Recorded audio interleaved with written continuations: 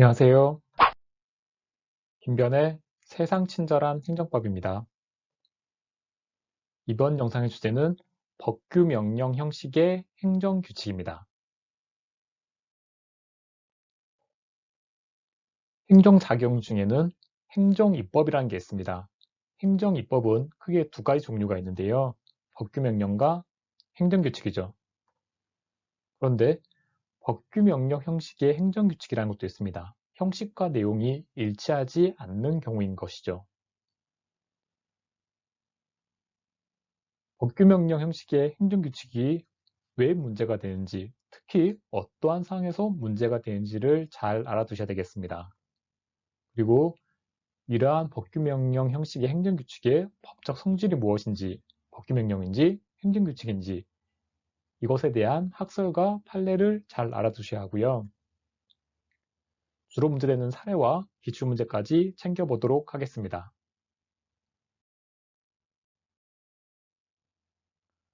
먼저 법규명령과 행정규칙의 차이를 설명드리겠습니다. 일단 법규명령은 내용적으로는 국민의 권리와 의무에 관련된 사항입니다. 그리고 상위 법령의 위임, 즉 수권이 있다라는 특징이 있는데요.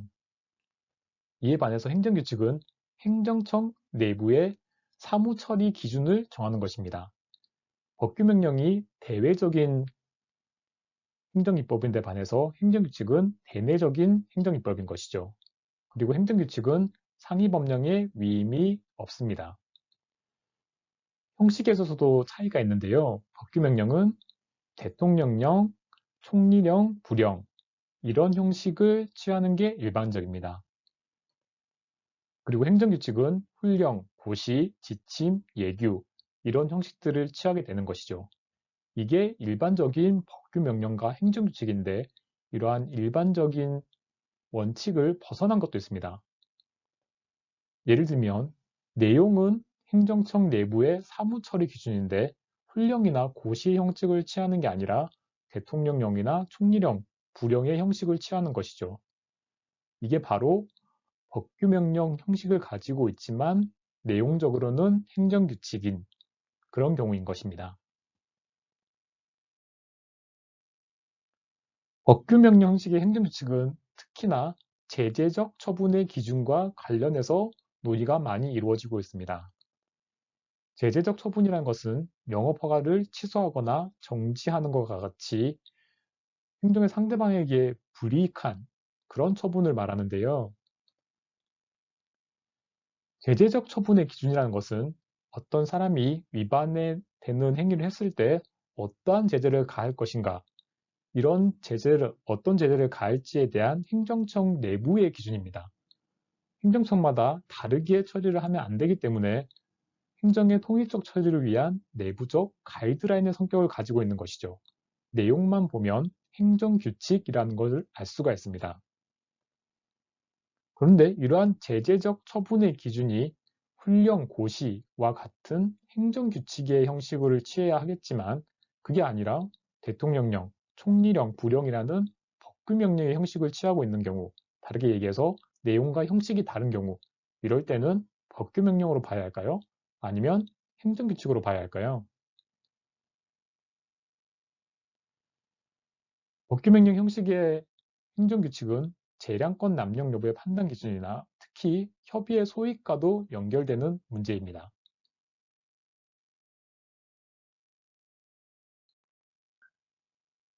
먼저 학설을 살펴보겠습니다.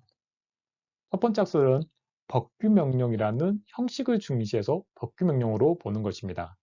어쨌든 형식이 대통령령, 시행령, 시행규칙 이런 형식이라는 걸 중시하는 것이죠.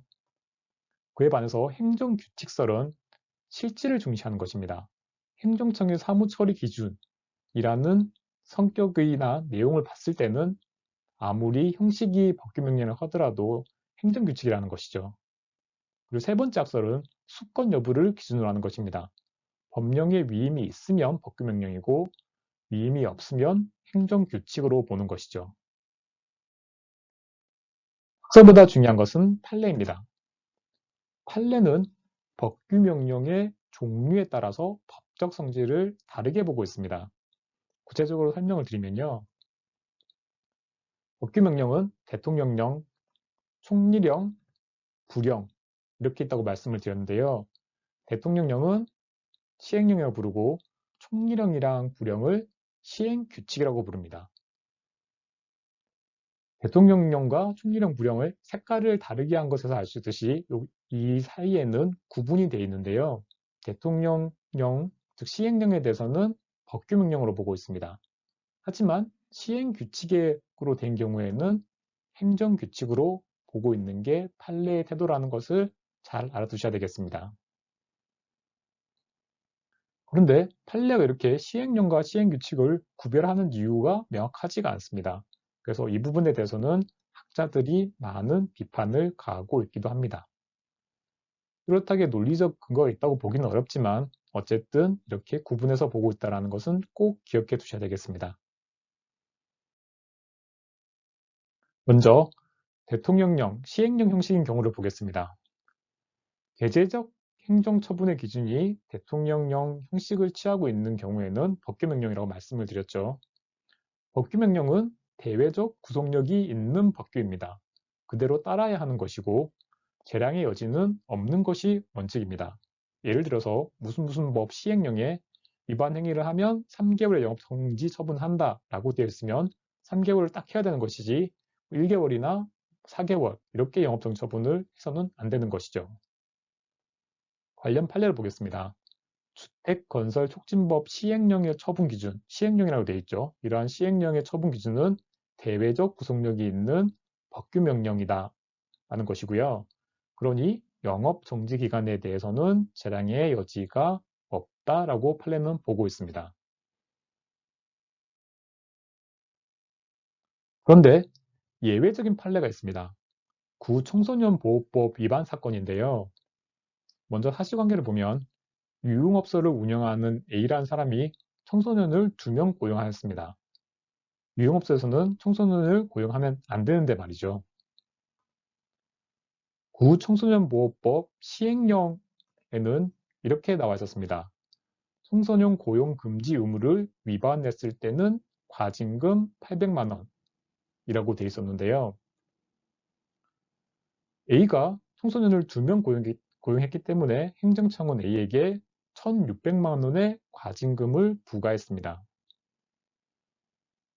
구청소년보호법 시행령의 법적 성질을 법규명령으로 보게 되면 이 법규명령은 대외적 구속력을 가지게 되고 이 대외적 구속력을 가지는 법규명령에 따라서 1,600만 원의 과징금을 부과한 것은 정당한 처분으로 보입니다. 하지만 판례는 다르게 보았습니다. 과징금 처분 기준이 법규명령이라고 보았지만 과징금 처분 기준의 과징금 액수가 정해진 액수가 아니라 최고 한도액으로 보았습니다. 꼭 800만 원을 부과해야 되는 것이 아니라 800만 원까지 상한이 800이라는 거 본 것이죠. 그러니 무조건 청소년을 2명 고용했다고 해서 1,600만 원을 부과할 것이 아니라 여러 사정을 감안해서 과징금의 액수를 정해야 한다고 본 것입니다. 사실 이 판례가 논리적으로 납득이 안 될 수도 있습니다. 법규 명령이라고 하면 재량이 없기 때문에 딱 그대로 해야 되기 때문이죠. 그래서 학설의 입장에서는 이걸 비판하는 견해가 매우 많습니다. 그래서 시험에 자주 나오기도 하죠. 그러니 이 판례를 꼭 잘 챙겨두시길 바라겠습니다. 두 번째로 총리령, 부령 형식을 취한 경우를 보겠습니다. 이때는 제재적 행정처분의 기준을 행정규칙으로 보고 있습니다. 행정규칙은 대외적 구속력과 법규성이 없죠.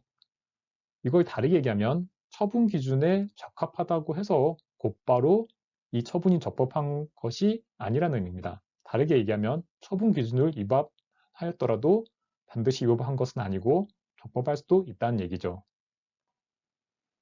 관련 판례를 보겠습니다. 도로교통법 시행규칙, 시행규칙이죠. 시행령이 아니라는 걸 잘 알아주셔야 되겠습니다. 시행규칙이 정한 운전면허 행정처분의 기준은 불령의 형식이죠. 이런 경우에는 그 규정의 내용과 성질상 행정청 내부의 사무 처리 준칙, 행정규칙이라는 것이죠. 을 규정한 것에 지나지 않아 대외적으로 국민이나 법원을 기속하는 효력이 없다라고 판례는 보고 있습니다. 유의해야 될 사항이 있습니다. 이 쟁점은 제재적 행정처분의 기준이 문제되는 사안에 국한된 논의라는 것입니다. 제재적 행정처분의 기준이 아니라 일반적인 사항이 총리령, 부령의 형식을 취하게 되면 그건 법규명령이죠. 총리령이나 부령은 법규명령이기 때문입니다. 관련 판례를 보면 시외버스 운송 사업의 사업계획 변경에 관한 절차, 인가 기준 등을 구체적으로 규정하고 있는 게 구여객자동차 운수사업법 시행규칙입니다. 그런데 이 시행규칙은 원래가 법규명령인 것입니다. 이건 제재적 행정처분의 기준에 관한 사항이 아니기 때문에 일반적인 법칙에 따라서 시행규칙은 법규명령이다. 이렇게 이해하시면 되겠습니다. 관련된 기출문제를 풀어보면서 복습을 해보겠습니다. 첫 번째 문제, 대법원은 제재적 처분의 기준이 불형 형식으로 규정되어 있더라도 그것은 행정청 내부의 사무처리 준칙을 정한 것에 지나지 아니하여 대외적으로 국민이나 법원을 기속하는 효력이 없고 당해 처분의 적법 여부는 위 처분 기준뿐만 아니라 관계법령의 규정 내용과 취지에 따라야 한다고 판단하였다. 제재적 처분의 기준이 어떤 형식으로 취하고 있는가가 중요한데요. 불형 형식이라는 것이 중요합니다. 총리령이나 불형 형식은 행정규칙으로 본다고 설명을 드렸습니다. 그러니 행정규칙이기 때문에 대외적 구속력이 없고 적법 여부는 여러 가지 기준에 따라서 판단을 해야 된다는 것이고 1번 지문은 맞는 지문이 되겠습니다. 2번 지문입니다. 제재적 행정처분의 기준이 불형 형식으로 규정되어 있는 경우 이 처분 기준에 적합하다 하여 곧바로 당해 처분이 적법한 것이라고 할 수는 없다. 비슷한 문제인데요. 불형 형식으로 규정되어 있으니 이건 행정규칙이고 대외적 구속력과 법규성도 없습니다. 이것에 따랐다고 해서 적법한 것도 아니고 위반된다고 해서 꼭 위법한 것도 아닙니다. 이번 지문은 이러한 설명을 하고 있으니 역시 맞는 지문이 되겠습니다. 3번 지문입니다. 구식품위생법 시행규칙 제53조가 정한 별표 15의 행정처분 기준은 구식품위생법 제58조에 따른 영업허가의 취소 등에 관한 행정처분의 기준을 정한 것으로 대외적 구속력이 있다. 제재적 처분의 기준을 시행규칙에서 정하고 있는 것인데요. 여러 번 말씀드리지만 시행규칙으로 정하고 있는 경우에는 행정규칙으로 본다는 것이 판례입니다. 그러니 대외적 구속력과 법규성이 없죠. 그런데 이 지문은 대외적 구속력이 있다라고 말하고 있기 때문에 틀린 지문이 되겠습니다. 4번입니다. 판례는 대통령령 형식으로 정해진 제재적 처분 기준을 법규명령으로 보고 있다고 말씀드렸습니다. 그러니 이 4번 지문은 맞는 지문이죠. 5번입니다.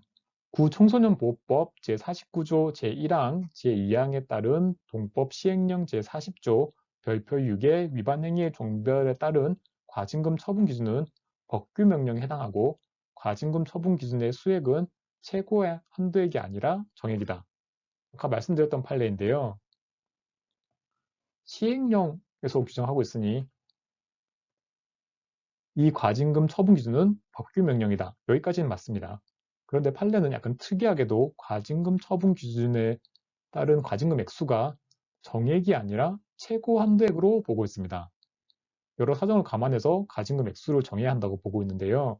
5번 지문은 반대로 이해하고 있습니다. 최고 한도액이 아니라 정액이다 라고 했기 때문에 5번 지문은 틀린 지문이 되겠습니다.